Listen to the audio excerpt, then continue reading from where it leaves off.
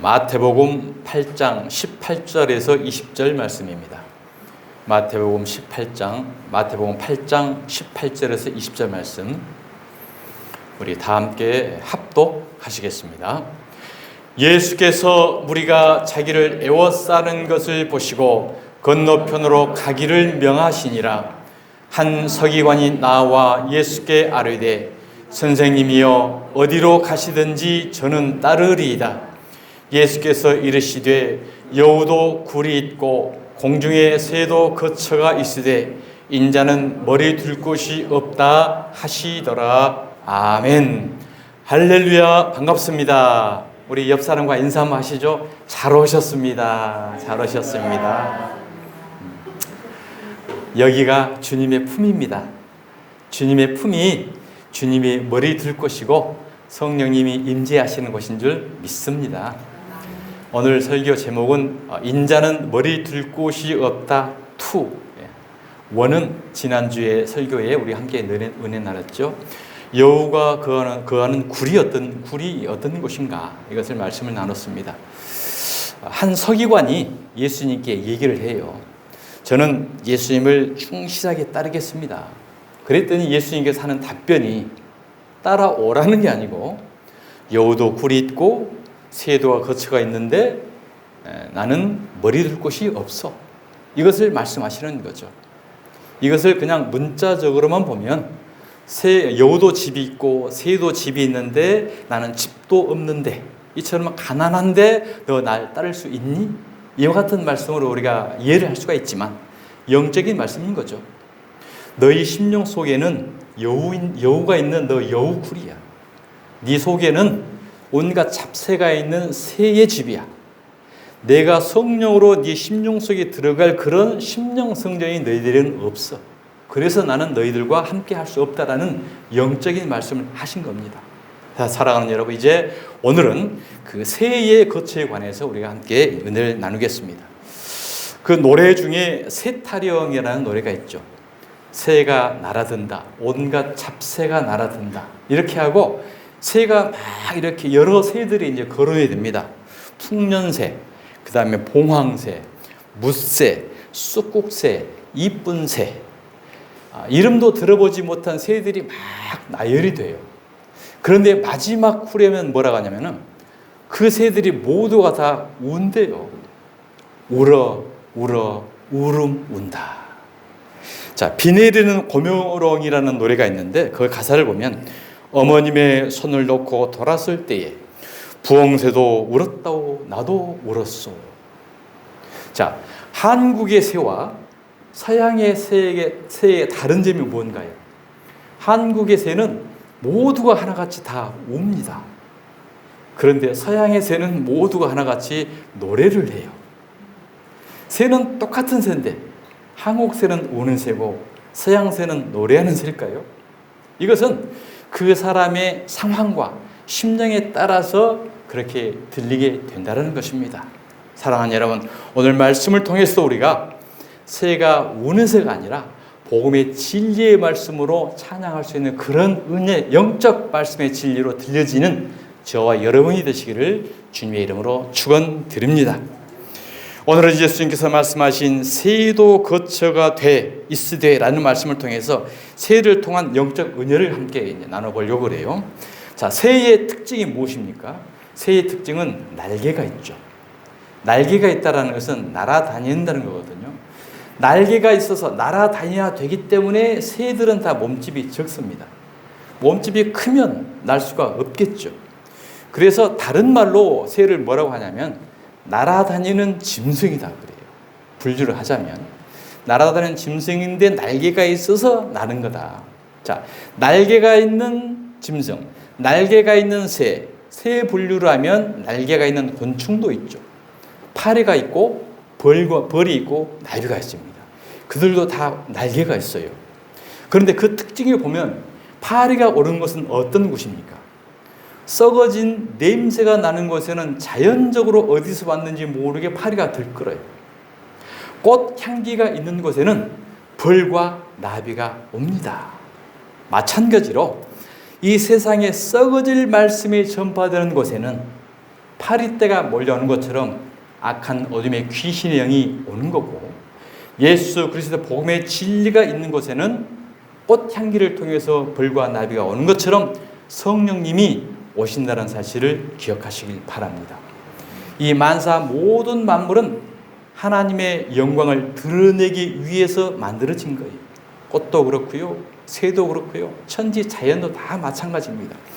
그래서 요한복음 1장 3절에 보면 만물이 그로 말미암아 지은 바 되었으니 지은 것이 하나도 그가 없이는 된 것이 없느니라고 그래요. 모든 만물이 그로 말미암아 예수 그리스도의 계시를 드러내기 위해서 창조가 된 겁니다. 그래서 영적 시야, 영적 귀, 지각을 열고 보면 모든 천지 우주 만물 자연 모든 것들은 다 하나님의 구속사 속에 다 포함되어 있어요. 거기서 진리를 터득하게 되는 것입니다. 자, 새는 날아다니는 짐승인데 날개가 있기 때문에 공간이 초월되죠. 공간이 초월돼요. 그래서 영적으로 비유를 하면 새는 천사를 의미하는 것입니다. 그래서 우리가 천사 그림을 가끔씩 보잖아요. 그러면 천사들은 다 대체적으로 날개가 있죠. 날개가 날아다니는 천사로 이제 그림을 표현하는 것처럼 이처럼 새는 천사를 상징을 한다, 그런 것입니다. 날개로 날아다니는 짐승 중에 곤충, 이들을 통해서 우리는 참으로 미물이지만 그들이 썩어진 냄새나는 것을 쫓아가는 거고 꿀이 있는 향기 있는 것을 쫓아가는 것처럼 하나님의 백성들은 예수 그리스도의 복음의 진리를 찾아가는 거예요. 썩어진 곳에는 많은 파리떼, 모기, 잡 엄청난 모입니다. 오늘 이 시대도 마찬가지입니다. 하나님의 성경의 구속사를 보면 진리가 선포되고 구속사가 이어진 곳에는 소수를 통해서 이어져 왔습니다. 고난과 연단과 핍박과 순교의 그 어려움을 통해서 예수 그리스도의 복음의 진리를 끊임없이 이어져 온 거예요. 큰 성 바벨론이 무너졌다 말씀하는 것처럼 항상 사람이 많이 모인 것이고 어둠이 많은 곳에는 파리떼가 끊인 것처럼 비진리 썩어질 세상의 육체의 말이 있는 곳에는 그러한 존재들이 많이 모이게 되어 있는 거예요. 사랑하는 여러분, 오늘 말씀을 통해서 우리가 육체적인 말씀이 아니라고 하더라도 영적인 진리의 말씀을 통해서 저와 여러분은 벌과 나비와 같은 성령이 함께 하시는 저와 여러분인 줄 믿습니다. 자, 신앙생활에도 썩어질 말씀 있는 곳은 파리떼 귀신의 영이 오고 살아있는 진리의 말씀 있는 곳에는 벌과 나비의 것처럼 성령이 오신다고 그랬죠. 그래서 우리는 성령이 오셔야만 우리는 거듭나서 천국을 갈 수 있는 거예요. 이 성령으로, 물과 성령으로 거듭나지 않으면 평생 우리가 신앙생활을 했어도 천국을 보장받을 수가 없습니다. 그래서 요한복음 3장 5절에 성경은 이와 같이 말씀하고 있습니다. 예수께서 대답하시되 진실로 진실로 내게 이르노니 사람이 물과 성령으로 나지 아니하면 하나님의 나라에 들어갈 수 없느니라. 물과 성령으로 나지 아니하면 우리는 하나님에 갈 수 없다는 거죠. 성령으로 우리 안에 계셔야 되고 성령으로 우리 안에 계시기 위한 전제 조건이 물과입니다. 물은 성령을 의미하기도 하지만 때로는 물은 말씀을 의미하는 거거든요. 그래서 이 말씀에도 썩어질 말씀과 썩지 아니할 말씀이 있어요. 자, 베드로전서 1장 23절을 보시겠습니다. 너희가 거듭난 것은 썩어질 씨로 된 것이 아니요 썩지 아니할 씨로 된 것이니. 그렇죠? 썩어질 씨와 썩지 아니할 씨. 썩어질 음식에는 파리가 끌고 썩지 아니한 곳에는 벌과 나비가 온다고 그랬죠. 마찬가지로 그러면 썩어질 씨, 썩지 아니할 씨는 뭐냐? 그것은 바로 살아있고 항상 있는 하나님의 말씀으로 되었느니라는 거죠. 자, 그러면 썩어질 말씀은 뭐냐? 24절. 그러므로 모든 육체는 풀과 같고 그 모든 영광은 풀의 꽃과 같으니 풀은 마르고 꽃은 떨어지되. 그러니까 썩어질 말씀이라는 것은 뭐냐면은 육체를 위한 말씀이라는 거예요. 육체는 풀과 같고 육체의 모든 영광은 풀의 꽃과 같은, 풀은 마르고 꽃은 떨어지는 이러한 것들을 위한 말씀이 썩어질 말씀이라는 거예요. 그래서 마태복음 15장 9절에 뭐라고 말씀하냐면 하나님의 계명을 사람의 계명으로 바꾸니 나를 헛되이 경배한다. 마가복음 7장 7절에도 예수님이 똑같은 말씀을 하셔요. 하나님의 계명을 사람으로 바꾸는 계명이 썩어질 말씀이라는 거예요. 그러면 오늘 시대에 하나님의 말씀을 가지고 이렇게 살아가는 방법, 이렇게 잘 되는 방법, 이렇게 인격적으로 좋아지는 방법, 사람의 도덕적인 늘 이와 같은 것을 우리가 늘 평생 배워왔지 않습니까? 이런 것이 바로 사람의 계명이라는 거예요. 하나님의 복음의 진리는 오직 예수 그리스도의 십자가 보혈로만이 우리가 구원을 얻는 건데, 이것은 덮어놓고 이것을 우리가 인간이 살아가는 교육 훈련장으로 바꿔버리는 것이 썩어질 말씀이고 사람의 계명이라는 것입니다. 우리는 과거에 늘 그런 습성이 젖어 있어요. 인본주의, 또 유교주의, 사상적인, 전통적인 이런 게 있기 때문에 늘 우리가 교육을 받고 살아온 존재들이기 때문에 성경을 통해서도 인간이 살아가는 방법, 어떻게 잘 되는 방법, 늘 이것을 배웁니다. 이것은 성경에서는 율법주의라고 그래요. 율법주의. 율법주의를 가장 잘했던 사람이 누굽니까? 서기관과 바리새인들이거든요. 그들은 율법을 613가지로 세분화해서 생명처럼 지켰던 사람들이에요. 생명처럼 율법을 정확하게 잘 지키는 것이 하나님을 가장 잘 믿는 거라고 그들은 생각했던 거죠. 그런데 그들 앞에 예수님은 사형선고를 내려버리죠. 너희들은 독사의 자식들이야. 너희들이 그렇게 율법을 잘 지켜서 의를 이뤘다고. 그러니까 하나님의 말씀대로 잘 지켜서 의를 이루는 게 바로 하나님의 주권에 도전하는 거라는 거죠. 하나님의 주권에 도전하는 것이 바로 율법을 통해서 율법을 지켜서 내가 의로워질 수 있다는 거예요. 이것이 바로 죄라는 거예요. 성경은 죄. 너무나 아이러니하죠. 사람의 방법으로는 전혀 상상할 수 없는 문제죠. 아버지가 말씀하시는 대로 우리는 순종하면 잘 따르는 자식 되는 거잖아요. 그런데 하나님의 말씀하신 대로 율법을 줬는데 율법을 잘 지켜서 하나님의 의를 이룬다고 하는 것이 오히려 성경은 죄라고 하니 이것이 도대체 무슨 말씀이냐는 거죠. 그래서 하나님이 인간들에게 주신 율법의 의도, 율법의 목적은 내가 너희들에게 율법을 줄 테니까 너희들이 율법을 잘 지켜서 나처럼 의를 이뤄서 천국을 하나님의 백성이 돼.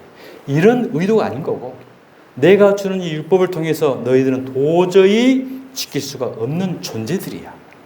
이것을 확인하기 위해서 하나님이 율법을 주신 거예요. 율법을 다 지켰다. 율법을 지켜서 하나님처럼 내가 하나님의 의의가 율법이거든요. 기준이거든요. 그대로 지켜버리면 그 다음에 예수 그리스도의 십자가의 도가 필요가 없잖아요. 그걸 무시하는 격이 돼버리는 거예요. 하나님은 성경은 전부 예수 그리스도를 말씀하는 거고 예수 그리스도는 오직 예수 그리스도의 십자가로 결론이 나야 성경의 구속사가 이루어지는 건데 율법을 통해서 의를 잃어버리면 그 다음에는 예수의 존재가 필연성이 와야 될 필연성을 못 느끼게 되는 거예요. 그래서 바리새인들은 예수 그리스도의 십자가의 메시아를 기다리는 게 아니고 다윗과 같은 이 세상에 정치적으로 경제적으로 지배하고 세상을 통치할 수 있는 그런 메시아를 기다리고 있었던 거예요. 그래서 그들을 지옥의 자식, 독사의 자식, 하나님은 저주했던 것입니다. 사랑하는 여러분, 우리는 말씀을 통해서 우리를 조명하면 조명할수록 나는 정말 추악한 죄인이구나. 땅으로, 흙으로, 티끌로 만들어진 존재일 수밖에 없는 것이 확인되어지는 것이 하나님을 믿는 것이고 하나님 앞에 서는 저와 여러분의 모습인 것입니다. 내가 하나님 말씀대로 잘 지켜서 이만큼은 잘했다라고 보기는 게 아니고 오히려 말씀 앞에 서면 설수록 나는 작은 자고 부족한 자구나. 이것을 깨달아 가는 거예요. 그래서 산상수훈의 전체적인 내용이 뭐냐면 산상수훈, 늘 많은 사람들이 서기관 바리새인들 제자들이 하나님의 말씀을 스스로 잘 지켰다라고 오니까 그러면 자, 살인하지 말라, 간음하지 말라, 도둑질하지 말라 계속 성경 이와 같이 이야기하지 않느냐. 나 그런 거 다 지켰는데요. 그러면 그 다음으로 뭘 더 해야 내가 하나님 앞에 칭찬받죠? 이와 같이 이제 이야기를 하잖아요. 그랬더니 그러면 네 마음에 여자를 보고 의혹만 품어도 그것은 간음한 거예요. 네 형제를 미워만 해도 그건 살인한 거야. 그러니까 율법을 지켜서 내가 의롭다라고 말도 말아라. 말도 말아라. 뻐기지 말아라. 하나님 앞에서는 바늘구멍 하나 들어갈 틈도 없이 율법 앞에서는 다 죄인일 수밖에 없다는 것을 자백을 해라. 이렇게 율법을 주신 겁니다. 구약 율법보다 신약 은혜의 율법이 훨씬 더 무서운 거예요. 구약의 율법은 행위적으로 겉으로는 지킬 수 있어요. 마음은 모르니까. 그러나 신약의 복음은, 신약의 율법은, 은혜의 율법은 마음까지도 다 본다는데 마음까지 완벽할 수 있는 사람이 세상에 어디 있겠습니까? 그래서 우리는 하나님 앞에 무용지물이고 정말로 아무것도 쓸데없는 존재인 거라는 것을 고백하고 자백하고 나는 오직 예수 그리스도의 십자가 도뿐이 영원히 구원받을 수 없습니다라고 고백하는 게 이게 믿음이고 이게 하나님의 은혜인 줄 믿습니다. 그러한 자에게 하나님은 구원을 베풀어 주시는 거예요. 그러니까 우리가 성경 말씀을 통해서 성경대로 살아야 되는 게 아니고 성경대로 사는 게 아니고 성경대로 죄인이 돼야 돼요. 하나님을 믿으면 믿을수록 우리는 의로운자가 되는 게 아니고 죄인 되는 거예요. 의원은 건강한 자에게 쓸데없고 병든 자에게라야 의원이 필요하다는 거예요. 그러니까 우리는 죄인으로 내 실체가 드러나야 거기에 하나님 예수 그리스도의 은혜가 부어져서 죄인이 죽고 하나님의 백성으로 거듭나는 은혜가 되게 되는 줄 믿습니다. 이것이 복음이고 예수 그리스도의 진리의 말씀인 거예요. 이 말씀을 통해서만이 너희는 그러한 자로 믿고 받아들이는 곳에 성령이 들어간다는 거죠. 우리 심령 속에. 그게 바로 물과 성령으로 우리가 거듭나는 역사다. 말씀도 썩어질 말씀, 육체를 위한 말씀은 썩어질 말씀입니다. 육체를 아무렇게 잘 도덕적으로 윤리적으로 세상 가운데 하더라도 결국은 육체는 썩어지잖아요. 그러면 그 말씀도 없어져 버리잖아요. 우리가 쌓아놓은 공적도 없어지잖아요. 바로 썩지 아니할 말씀, 영혼을 위할 말씀이 항상 살아있고 영원한 진리의 말씀이라는 거죠. 그래서 새도 하나님의 새가 있고 사단의 새가 있어요. 자, 새는 천사라고 그랬죠. 자, 여러분, 내가 혹시 천사라면 어떨까? 한번 생각해 보셨어요? 천사라면 날아서 어디든지 가고 공간을 다 초월하고 얼마나 좋겠어요. 그래서 봤더니 1983년도에 내가 만약 천사라면 하는 그 노랫말이 나와 있더라고요. 한번 보실까요? 자, 모두 다 천사라면, 세상 사람들이 모두가 천사라면 날개가 달려 있겠지. 푸른 하늘 위로 새처럼 난다면 얼마나 재미있을까. 세상 사람들이 모두가 천사라면 비행기도 필요 없는데 우리 오빠처럼 뚱뚱한 사람들은 어떻게 날아다닐까. 세상 사람들이 모두가 천사라면 이곳은 천국이겠지. 우리 마음속에 욕심도 없어지고 얼마나 화목해질까. 세상 사람들이 모두가 천사라면 눈물은 사라져가고 우린 꿈을 꾸듯 언제나 행복하게 이리저리 날아갈 거야. 세상 사람들이 모두가 천사라면 얼마나 재미있을까. 우린 나비처럼 춤추며 날아가고 별나라도 구경하겠지. 세상 사람들이 모두가 천사라면 얼마나 재미있을까. 우린 다정하게 별나라 이야기를 도란도란 속삭이겠지. 세상의 유행가 가사말이지만 이 가사말 속에서도 천사와 새와 성령의 영적을 사모할 수 있는 이런 가사말이 나와지는 거예요. 과거에는 그냥 흥얼거리고 불렀던 노래이지만 성령으로 이 말씀을 통해서 영적 눈이 띄어서 이거 봤더니 바로 이것이 복음인 거예요. 복음. 천사의 마음 갖고 싶어. 그렇게 될 수 있다면 천사의 노래 부르면서 끝없는 사랑 간직하리라. 그렇습니다. 바로 하나님의 새는 성령을 의미하는 거예요. 성령. 자, 그러면 하나님의 새는 천사라고 했죠. 자, 천사도 이제 분류가 있어요. 가브리엘과 미가엘이 있습니다. 사단의 새는 누가 있습니까? 루시엘이 있죠. 천사장들인데 이 루시엘이 하나님을 도전해가지고 반역을 해서 루시퍼, 마귀, 아람어로 사탄이 돼버린 거예요. 그래서 하나님의 천사들도 새도 하나님의 새와 사단의 새로도 분류가 돼요. 자, 그러면 하나님의 새는 어떤 것이 있을까? 첫 번째, 비둘기가 있어요.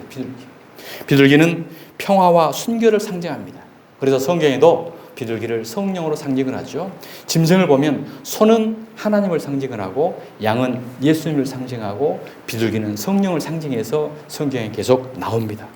자, 독수리도 나오죠. 독수리는 새 중에서 가장 오래 사는 새예요.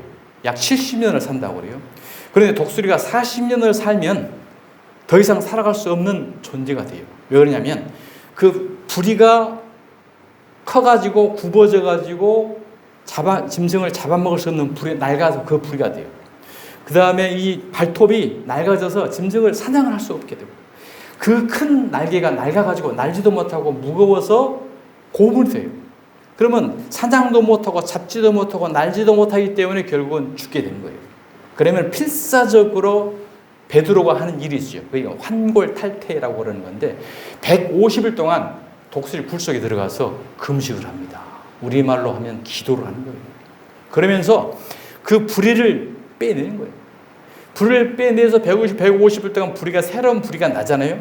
그 새로운 부리로 발톱을 다 빼고 자신의 깃털을 다 뽑고, 그리고 새 부리, 새 발톱, 새 날개가 나면 이걸로 또 30년을 더 살아가는 거예요. 이것이 영적으로 거듭남의 존재예요. 우리도 마찬가지입니다. 이스라엘 백성들이 애굽에서 살아 있었죠. 애굽에서 하나님 백성들이 출애굽을 하죠. 출애굽을 해서 그 다음에 광야로 오죠. 광야 교회에서 옛사람은 죽고 이스라엘 2세들이 다시 태어나잖아요. 이것이 바로 옛사람은 죽고 새사람으로 거듭나는 단계예요. 이와 같은 단계를 거쳐야 그 다음에 요단강을 건너서 젖과 꿀이 흐르는 천국을 상징하는 가나안을 들어간다는 거죠. 그래서 우리는 반드시 죽고 살아가는 과정이 꼭 필요합니다. 죽고 살아가는 것이 성경을 뭐라면 세례라고 해요. 세례요. 이스라엘 백성들이 홍해를 들어가죠. 들어갔다가 나오죠. 들어갔다 나왔다는 것이 물속에 빠져 죽었다가 다시 부활을 상징하는 거거든요. 그러니까 물은 바로 말씀도 상징하지만 말씀을 통해서 우리가 죽고 새로운 영적 존재로 거듭나는 거예요. 그래서 독수리가 하늘의 제왕입니다. 가장 오래 살고 크고. 요한복음이 그래서 독수리 복음이에요. 예수님, 하나님이신 예수님을 상징하는 요한복음. 그래서 하늘의 제왕이다. 왕이다. 그래서 독수리 복음이라고 하는 겁니다. 자, 황금방울새라고 있어요. 황금방울새. 황금방울새는 엉겅퀴와 가시나무를 먹는 새입니다. 특이하죠. 어떻게 엉겅퀴와 가시나무를 먹을까요? 그러니까 이 새들을 통해서 예수 그리스도의 수난의 고난을 상징하면서 우리에게 보여준 거예요. 그 다음에 암탉이 있습니다. 암탉이 병아리를 얼마나 푸습니까? 그래서 병아리를 통해서 새끼 병아리가 나오죠. 암탉이 병아리를 품듯이 바로 예수 그리스도의 사랑과 자비와 은혜를 상징하는 거예요. 닭이 샌 줄은 아시죠? 닭도 급하면 날아갑니다. 누가 쫓아오면 급하면 날아가요. 그 다음에 학두루미도 자기의 왕이 잠든 사이에 충성스럽게 다리를 들고 불침번서요. 그래서 충성, 좋은 일꾼, 명령 이런 것을 상징을 합니다. 자, 펠리컨이라는 새가 있는데 펠리컨 새는 어떤 새냐? 새끼들이 먹을 것이 없을 때요, 자기의 가슴을 부리로 쪼아가지고 가슴에서 피를 흘려 그 피를 새끼들에게 먹이는 새래요. 뭘 생각하십니까? 예수 그리스도의 십자가 보혈을 나타내는 거예요. 이 새들을 통해서. 참새는 가장 흔한 새잖아요. 그래서 참새는 바로 천민, 또 겸손을 의미한다. 참새 한 마리도 너희 아버지의 허락이 없이는 땅에 떨어지지 않는다고 그랬어요. 이와 같이 모든 만물들은 전부 하나님의 작정과 계시 속에 우리에게 영적인 것을 나타내고 있습니다. 황새는 봄이 오는 것을 알려준다는 이유로 파수꾼, 충성, 순결, 수태고지를 말씀하는 거고, 제비는 겨울 동안에 진흙 속에 자신의 몸을 숨겼다가 봄에 돌아온다 해가지고 성육신을 의미하는 거고, 부활을 또 상징을 해요. 매는 사냥 본능이 좋게 길들여진 매, 그리고 야생매가 있는데 길이 잘 들여지는 매는 뭐냐면은 개종이 됐다. 거룩한 삶으로 다시 살아왔다. 세상 가운데서 막 살다가 하나님의 은혜 가운데 다시 살았다는 것을 나타내게 해서 길들여진 매를 또 우리에게 상징하는 거예요. 자, 이와 같이 대표적인 새는 마태복음 3장 16절에 이와 같이 말씀하고 있습니다. 예수께서 세례를 받으시고 곧 물에서 올라오실 때 하늘이 열리고 하나님의 성령이 비둘기같이 내려 자기 위에 임하시는 보시더니, 하나님의 성령이 비둘기같이 예수님 위에 내리죠. 성령이 내려앉죠. 어디요? 예수님께. 자, 그러면 성령이 새라고 상징을 했습니다. 새는 반드시 나무가 있는 곳에서 삽니다. 나무와 새는 공존의 관계예요. 나무가 없는 곳에는 새들이 살 수가 없어요. 그럼 나무는 또 뭘 의미하는 건가? 나무는 하나님의 성도를 의미하는 거예요. 자, 마태복음 13장 31절 한번 보시겠습니다. 또 비유를 들어 이르시되 천국은 마치 사람이 자기 밭에 갖다 심은 겨자씨 하나가 같다. 이 겨자씨는 복음의 말씀의 씨입니다. 복음의 말씀의 씨가 우리 심령 가운데 들어오면 이는 모든 씨보다 작은 것이로되 자란 후에는 풀보다 커서 나무가 되매. 그러죠. 나무가 됩니다. 나무가 되매 그 나무에 누가 와요? 공중의 새들이 와서 그 가지에 깃들이느니라. 그 나무에 공중의 새들이 와서 깃들이는 것이 바로 세례를 받고 예수님이 성령이 임하시는 모습, 저와 여러분에게 성령이 임재하시는 모습, 이것이 바로 나무와 새의 공존의 만물을 통해서 우리에게 나타내고 있다는 사실인 것입니다. 그렇습니다. 바로 이 새의 거처가 그래서 성령이 거하시는 성전인 거예요. 천사가 성령님이 거하시는 성전. 성령을 모신 성전들이 마지막 때에는 어떻게 되냐? 마지막 때에는 하나님 예수님과 심판에 같이 또 참여하게 됩니다. 이런 성령이 임하는 하나님의 백성들이에요. 그래서 마지막 때에는 천국 잔치와 심판이 공존이에요. 어떤 사람에게는 천국 잔치인데 어떤 사람에게는 심판이 이루어진다는 사실이죠. 계시록 19장 17절을 보시겠습니다. 또 내가 보니 한 천사가 태양 안에서 서서 공중에 나는 모든 새를 향하여 큰 음성으로 외쳐 이르되, 바로 이 새, 성령으로 거듭난 하나님의 백성들 이르되 와서 하나님의 큰 천국 잔치에 모여 왕들의 살과 장군들의 살과 장사들의 살, 이들이 뭐예요? 세상 가운데서 왕 노릇, 장군 노릇, 장사들, 부자 되는 이들이에요. 하나님의 말씀을 가지고 이 세상에서 왕 노릇하고 있고 이 세상에서 대장 노릇하고 있고 하나님 복음을 팔아서 부를 챙기던 이들을 말하는 거예요. 말들과 그것을 탄 자들의 살과 자유인들이나 종들이나 작은 자나 큰 자나 모든 자의 살을 먹으라. 심판의 저주를 하라는 거예요. 또 내가 21절, 29절 또 내가 보매 그 짐승과 땅의 임금들과 그들의 군대들이 모여 그 말탄 자와 그의 군대와 더불어 전쟁을 일으키다가 아마겟돈 전쟁입니다. 아마겟돈 전쟁은 666 전쟁이라고 그랬죠. 이 6이 바로 인간의 육체에 썩어질 말씀과 진리의 복음의 말씀의 전쟁. 짐승이 잡히고 그 앞에서 표적을 행하던 거짓 선지자도 함께 잡혔으니, 그러니까 거짓 선지자들이 육체의 달콤한 유혹의 말을 해서 표적을 행하고 살아왔다는 거예요. 그런 육체의 거짓, 미혹, 표적을 행해야 사람들이 많이 몰려오잖아요. 그래가지고 거기서 노략질을 할 수 있잖아요. 갈취를 할 수 있잖아요. 그런데 그들이 결국은 어떻게 돼요? 짐승의 표를 받고 이들이 바로 하나님의 보내진 양의 탈을 쓴 거짓 선지자이었다는 거예요. 표를 받고, 이 표가 666표예요. 666표는 사단 마귀로부터 주신 표거든요. 짐승이 표를 받고 그의 우상에게 경배하던 자들을 표적으로 미혹하던 자라. 이 시대에 표적과 신비와 기적과 뭔가 특별하고 쓰러지고 자빠진 이것을 절대 우리는 현혹하면 안 됩니다. 미혹되면 안 됩니다. 이 둘이 누구예요? 거기에 미혹된 자와 표적을 행하는 그 거짓 선지자, 이 둘이 함께 어디에요? 유황불 붙는 못에 던져질 것이다. 하나님의 말씀입니다. 그래서 힘들고 딱딱하고 말씀이 재미도 없는 것 같지만 오직 예수 그리스도의 십자가 복음의 진리로 우리가 성령으로 거듭난 자들이 마지막 때에 예수 그리스도와 심판에 참여하는 천군 천사와 함께하는 영적 하늘의 병사이게 된 줄 믿으시기 바랍니다. 자, 이처럼 천국 잔치와 심판은 동시에 이루어지는데 예수님과 함께 물과 성령으로 거듭난 자들이, 그들이 참여하게 된다는 사실이죠. 자, 그러면 사단의 새는 또 어떤 건가? 사단의 새는 루시엘, 루시퍼, 마귀, 사타나, 다 그들인 거죠. 자, 귀신의 처소인 바벨론의 악령을 각종 더럽고 가증한 새로 비유했어요. 계시록 18장 2절을 보겠습니다. 힘찬 음성으로 외쳐 이르되 무너졌도다 무너졌도다 큰 성 바벨론이여. 바벨론. 이스라엘 백성들이 바벨론의 포로로 끌려가죠. 느부갓네살 왕이 바벨론 왕이죠. 그러니까 바벨론은 사단의 소굴을 성경에 늘 상징을 해요. 그런데 거기에 어떤 성이라고요? 큰 성이래요. 큰 성. 큰 성이기 때문에 모든 사람들이 다 미혹된 자들이 쏠려갑니다. 큰 성 바벨론이요. 거기는 누구예요? 귀신의 처소라고.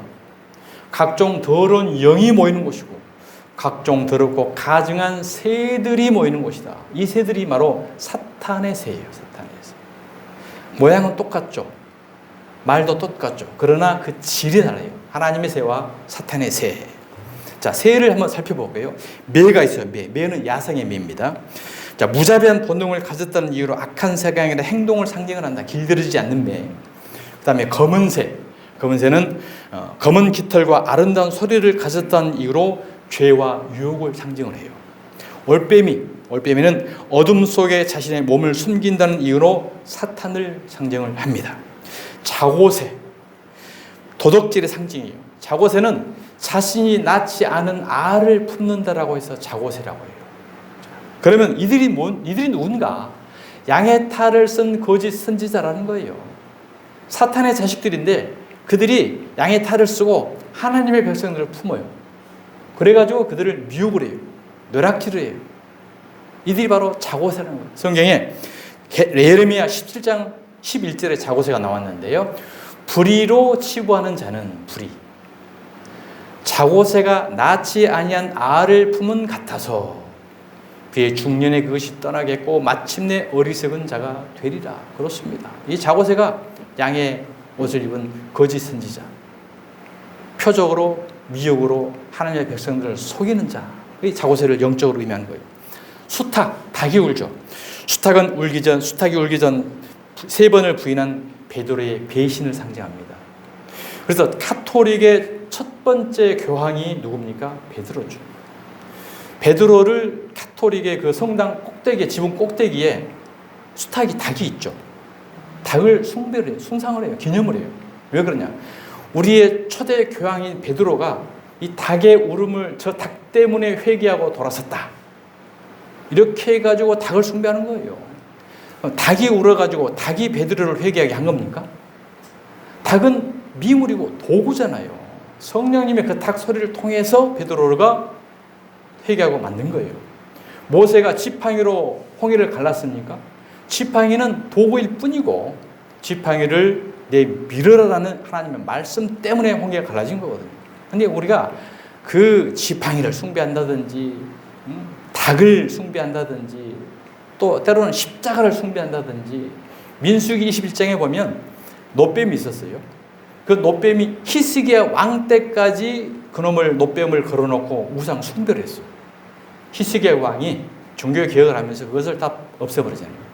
이와 같이 우리는 때로는 그 영향력이 있었던 것을 기념해버리는 이것이 바로 성경은 우상 숭배라는 거예요. 오직 예수 그리스도의 십자가 외에는 우리는 경배하면 안 되고 숭배하면 안 되는 거예요. 모든 것이 자칫하면 은혜고 감사하고 보답의 차원에서 한데 그게 벌건 성경은 우상이라고 주장한다니까요. 그래서 십자가가 예수 그리스도께서 우리의 죄를 위하여 달려 죽으신 그 복음의 진리의 상징인 거지 십자가 자체를 섬겨버리면 그건 또 우상인 거예요. 마찬가지로 이와 같이 오직 우리는 진리 가운데로만 들어가야 된다. 자, 딱따구리는 건강한 나무를 쪼아 그 나무에 집을 짓죠. 이단을 상징합니다. 하나님의 건강한 교회에 이단들이 들어와가지고 쪼아가지고 거기에 자기 집을 만들려고 하는 딱따구리. 얼마나 하나님의 영적입니까? 자, 이와 같이 성경에 나타난 대표적 사단의 새들, 악령들 우리가 살펴보았는데 다니엘서 4장 12절 한번 보시겠습니다. 그 잎사귀는 아름답고 그 열매는 많아서 만인의 먹을 것이 될 만하고 이게 바로 사단의 새예요. 들짐승이 그 그늘에 있으며 공중에 나는 새 그 가지에 깃들이고 육체를 가진 모든 것이 거기에서 먹을 것을 얻더라. 여기에 바로 큰 성 바벨론이고 느부갓네살 왕이 두 번째 꿈의 환상으로 본 모습이 이렇게 내가 꿈을 꾸고 환상을 봤는데 다니엘아 이 꿈이 무엇이니? 라고 이야기를 하죠. 그래서 결국은 이 다니엘이 꿈 해석을 해줘요. 이것은 바로 당신은 사단의 소굴이고 하나님이 당신의 나라의 바벨론을 멸망할 것이라는 것을 계시를 통해서 다니엘을 통해서 이야기를 한 겁니다. 자, 그러면 바벨론이 큰 성이었는데 느부갓네살 왕이 어떻게 해서 하나님 앞에 저주가 되었느냐? 그게 한 말을 들어보면 다니엘서 4장 30절에 보니까 이 큰 바벨론은 내가 능력과 권세로 건설하여, 오늘 이 시대에 내가 이 교단을 이루고 내가 교회를 이뤘다라고 교주된 데 많이 있죠. 바벨론입니다. 나의 도성으로 삼고 이것으로 내 위엄의 영광을 나타낼 것이 아니냐. 많이 들어봤던 소리들이죠. 여기가 바로 큰 성 바벨론이고 느부갓네살 왕이 했던 소리예요. 이 소리가 마치자마자, 이 말이 끝나자마자 왕위가 폐해지고 하나님의 저주를 받게 됩니다. 오늘 이 시대에 우리가 얼마나 부귀, 영화, 치적을 상징하는 것이 바로 큰 성 바벨론이고 느부갓네살 왕의 후예를 따라가는 길이라는 거죠. 자, 여러분 마태복음 13장 4절을 한번 보실게요. 자, 뿌릴새에 들어는 길가에 떨어지며 새들이 와서 먹어버렸고, 이 새들이 바로 사단의 새입니다. 하나님 복음의 말씀을 전하면은 인간의 육신 필요를 채워주는 게 아니라고 말씀을 걷어가 버린다는 거죠. 이 새들이, 사단의 새들이. 왜? 육체적인 필요를 만족을 채워줘야 되는데 교회 와가지고 평안하게 해줘야 되고 잘되게 해줘야 되고 복받게 해줘야 되고 막 육체적인 걸 잘되게 해줘야 되는데 오히려 죽으라고 그러고 포기하라고 그러고 낮아지라고 그러고 죄인들하고 그러니 성질이 난 거예요. 그러니까 이 말씀을 못 받아들여요. 새들이 와서 말씀을 먹어버렸다는 거죠. 자, 다음 절. 새들이 와서 먹어버렸다. 참, 이 새들이 어떤 역할을 했냐. 마태복음 13장 19절 보면 아무나 천국 말씀을 듣고 깨닫지 못할 때는 악한 자가 와서, 새예요, 그 마음이 뿌려진 것을 빼앗나니 이는 곧 길가에 뿌려진 차다. 그래서 성령의 새와 사단의 새는 육안으로는 구분이 안 됩니다. 왜? 먹을 것도 많고 배부른 것도 많고 모든 백성들이 마음이 다 먹을 만하다라고 느부갓네살 왕에게 이야기했잖아요. 근데 그게 바빌론이고 귀신의 저수고 멸망의 도구였던 겁니다. 자, 이와 같이 새는 하나님의 새와 사단의 새를 통해서 여전히 끊임없이 이 시대에 하나님의 백성들을 유혹하고 미혹하고 쓰러뜨리고 넘어지게 하는 거예요. 그래서 예수님이 큰 무리들이 따랐는데 그 무리들이 따른 이유가 예수님의 표적과 기사와 이적을 보고 따라갔거든요. 너희들 속은 여우굴이야. 너희들 속은 사단의 새가 있는 집이야. 이것을 중통으로 지적했던 거죠. 그래서 마지막에 인자는 머리 둘 곳이 없어. 이 머리 둘 곳, 여기는 하우스가 아니고 성령의 전이 없다라는 것을 탄식을 하셨던 말씀인 것입니다. 그래서 예수님은 2000년 전에 유대인들 가운데서 자신이 들어갈 안식처가 없다가 보니까 그 중에서 12를 택해요. 12를 택해서 예수님은 자신의 집을 만들어 가시는 것입니다. 자신의 집을 만들러 예수님은 오신 거예요. 잃어버린 집을 다시 찾으러 오신 거예요. 예수님이 이 땅에 오셔서 예수님이 직업이 뭐였죠? 목수였죠. 목수는 뭐예요? 집 짓는 사람이잖아요. 그러니까 예수님이 그냥 직업이 목수가 아니는 거예요. 하나님의 성전을 짓는 그 성전 지으려는, 그래서 육체적으로는 직업이 목수였던 거고, 사도 바울의 직업은 뭐였습니까? 텐트 메이커, 텐트를 짓는 사람이었죠. 텐트도 이동 집이잖아요. 바로 우리의 영적 심령을, 과거의 집을 헐어버리고 새로운 심령 성전을 집 지으려고 예수님이 오셨고 성령님이 오시고 사도 바울도 와서 그 집 짓는 거예요. 사랑하는 여러분, 과거의 우리의 모든 육체적 사단의 집, 여호와의 집은 다 헐어버리고 예수 그리스도로 성령으로 이루는 새로운 집을 지어야 하는 줄 믿으시길 바랍니다. 예수님이 이 땅에 오신 것은 빼앗긴 자신의 집을 다시 찾으러 오셨고, 그 찾으러 오신 방법이 우리의 여우굴 사단의 새에 거친 우리들과 함께 예수님이 하나가 돼가지고 십자가에 위에 올라가서 같이 죽어버리는 거예요. 그래서 우리를 죽이는 거예요. 우리를 죽이는 방법이 십자가에서 같이 올라가서 같이 죽고, 자, 내가 죽을 때 너도 죽은 거야. 그리고 나 살 때 이제는 그 여우굴 새 거치가 아니야. 너는 내가 그걸 집으로, 너는 집을 다시 짓는 거야. 이것이 복음인 줄 믿습니다. 예수 그리스도의 십자가 사건을 통해서만이 우리는 과거의 집을 헐고 새 집을 짓는 거예요. 이 새 집이 바로 성령이 임재하시는 집이고, 성령이 임재하시는 집이어야만 우리는 영원한 천국 백성이 되게 될 줄 믿으시길 바랍니다. 고린도전서 3장 16절을 보시겠습니다. 너희가 하나님의 성전인 것과 하나님의 성령이 너희 안에 계시는 것을 알지 못하느냐. 누구든지 하나님의 성전을 더럽히면 하나님의 그 사람을 멸하시리라. 하나님의 성전을 더럽히는 방법이 그럼 뭐겠어요? 썩어질 말씀을 받아들이면 우리는 하나님의 성전을 더럽히는 거예요.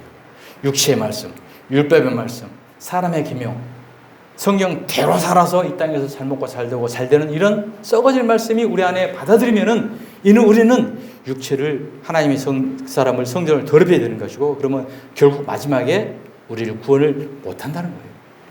하나님의 성전은 거룩하니 너희도 거룩해야 돼. 자, 거룩이 뭐예요? 우리가 행위로 거룩해야 되는 게 아니에요.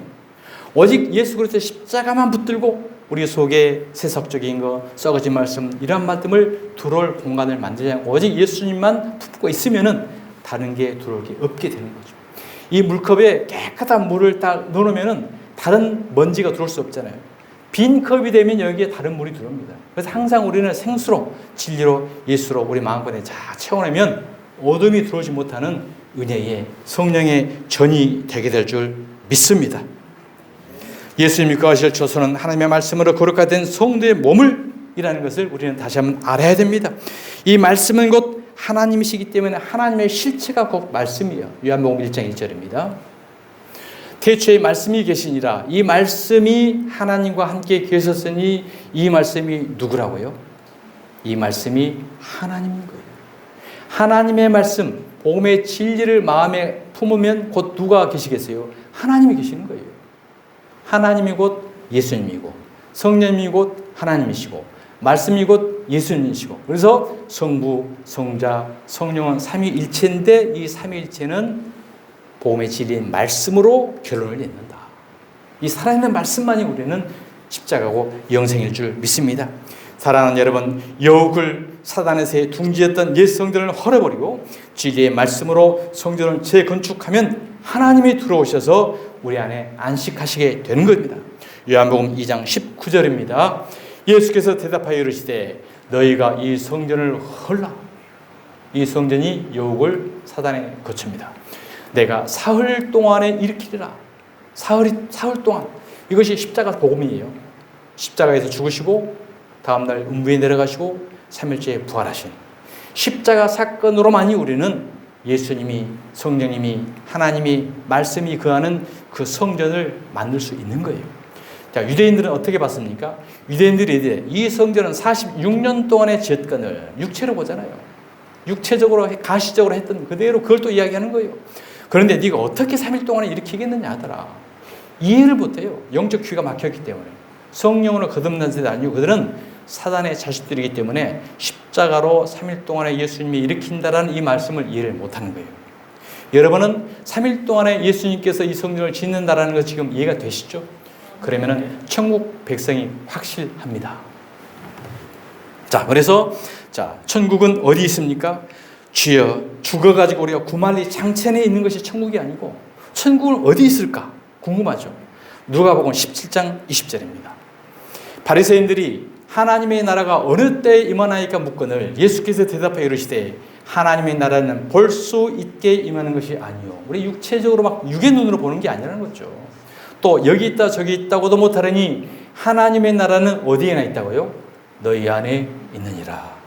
이 말씀을 받아들인 그곳, 예수님이 거하시는 그곳, 하나님이 거하시는 그곳이 바로 우리는 천국인 거예요. 이 천국을 우리는 어떻게 이루어가 될까요? 에베소서 2장 22절입니다. 너희도 성령 안에서 하나님이 거하실 초소가 되기 위하여 그리스도 예수 안에서 함께 지어져 가느니라. 성전, 천국을 이루는 방법 딱 두 가지. 성령 안에서, 예수 안에서. 성령 안에서, 예수 안에서는 결국 뭘로? 살아있는 하나님의 말씀으로. 우리는 이렇게 성전을 이루는 거고, 그러면 그것이 바로 천국이 된다는 거죠. 고린도후서 5장 1절입니다. 만일 땅에 있는 우리의 장막집이 무너지면, 여욱을 사단의 새에 거쳐 삼았던 그것이 우리가 죽고 무너지면 하나님께서 지으신 집, 곧 손으로 지으신 것이 아니요 하늘에 있는 영원한 집이 믿음으로 은혜로 우리에게 있는 줄 아느니라. 아멘. 그래서 오직 은혜인 거예요. 우리가 뭔가를 열심히 해서 천국을 이루어가는 게 아니고 나는 죄인이고 내가 할 건 아무것도 없고 오직 전적인 하나님의 은혜이고 오직 하나님이 주신 그 믿음인 거고 오직 말씀인 것이고 오직 예수 그리스도고 오직 하나님께 영광만 돌리는 이 믿음, 이 신앙으로만이 우리는 하나님이 거하실 성전을 이루게 될 줄 믿습니다.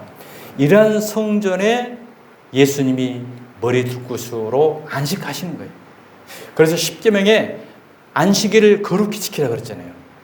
안식일을 지키는 것이 안식교인들은 토요일이 안식이라고 우기고 있고 기독교에서는 주일이 안식이라고 지금 싸우고 있잖아요.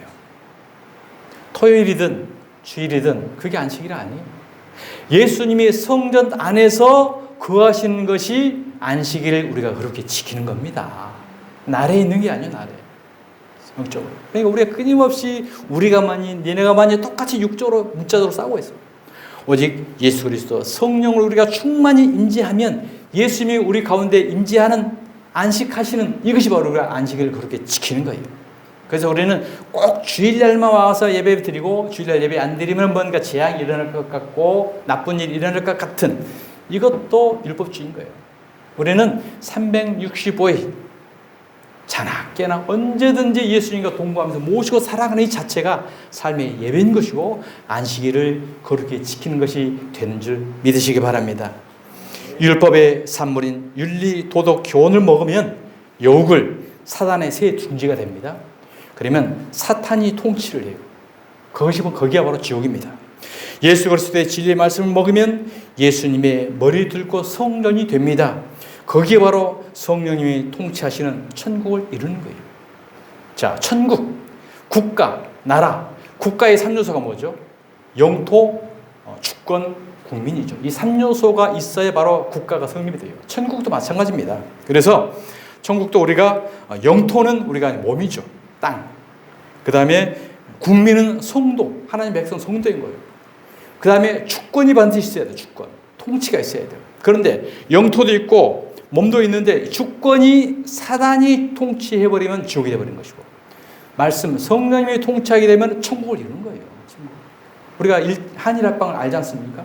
땅도 그대로 있었고 한국 국민도 그대로 있었는데 일본 놈들이 침략을 해보니까 일제 나라가 돼버리잖아요. 해방이 돼서 주권을 찾으니까 다시 자주구가 되는 거죠. 사랑하는 여러분, 우리 심령 속 여우, 새에 거쳐 사단에서 다 우리가 몰아내고 예수 그리스도로 진리의 말씀으로 성령으로 하나님의 통치하시는 통치로 영권을 회복을 해서 우리 심령의 천국을 이루어가는 거고 우리가 가는 곳마다 많은 사람들이 하나님의 나라로 천국으로 돌아올 수 있는 그런 영적 하나님의 백성들을 다 되시기를 주님의 이름으로 축원드립니다. 마지막으로 질문 한 번만 하고 마치겠습니다. 나는 누가 통치하고 있는 나라입니까? 여호와 사는 굴입니까? 사단의 새들이 모이는 거처입니까? 예수님께서 평안히 안식하시는 성전입니까? 예수님이 거하시는 성전 일대에만 마라나타 주 예수여 어서 오시옵소서라는 말이 해당이 되는 거예요. 여우, 새가 거처하고 있으면서 예수님 마라나타 오셔버리면 그건 바로 저주가 되어버리는 것입니다. 기도하십시다. 하나님 아버지, 오늘 예수님께서 머리 둘 곳이 없다라고 탄식하셔서 이 말씀을 통해서 우리는 때로는 여우 굴이기도 했고 사단의 새가 거처하는 그런 사단의 둥지 새에 거처이기도 했습니다. 이제는 말씀을 통해서 온전히 우리의 옛 육체의 성전을 다 헐어버리고 오직 예수님만 성령님만 진리의 말씀만 거하는 성전을 이뤄서 예수님이 안식하실 수 있는 안식일을 잘 지켜나가는 저희들 되게 하옵시고 우리를 통해서 하나님과 예수님과 영원한 천국이 이 땅에서 확장되어가는 귀한 은혜의 백성들 다 될 수 있도록 함께하여 주시옵소서. 걸어가신 예수 그리스도의 이름으로 기도드리옵나이다. 아멘.